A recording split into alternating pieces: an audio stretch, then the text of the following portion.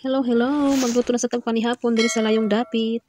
Kining hair guard nasa YouTube ni kung giun sana ko pag-prepare ang mga ingredients. Nasa YouTube yung full video nito. I-steam lang ito ng mga 25 minutes in high flame. Ang name pala ng YouTube ko is Pangyaw Kitchen Cooking Tips. I-check nyo lang dito kung paano ko siya i-prepare.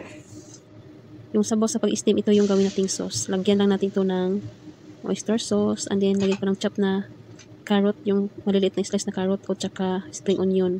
And then lagyan ng cornstarch para lalapot yung sauce niya.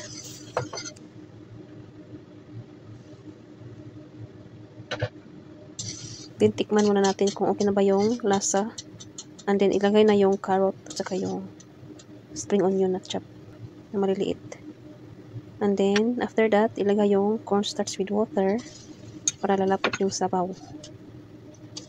Yan na yung sauce sa ating steam hair guard.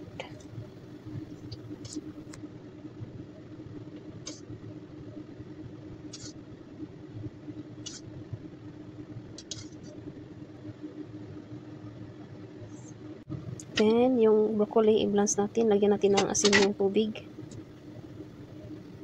And then, ilagay yung ginger. And then, ilagay na din yung broccoli. Kuluan lang ng broccoli na mga 2 to 3 minutes. Bago natin i-pan-fry. Lagyan natin ng mantika konti.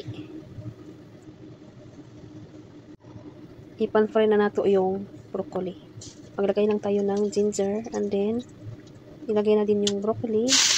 I-pan-fry konti yung broccoli. And then, ilagay natin yung sauce na ginawa natin. Yung sauce nito is chicken broth, chicken powder, salt, konti, and sugar, and then cornstarch. Yan lang yung sauce ang natin ilagay.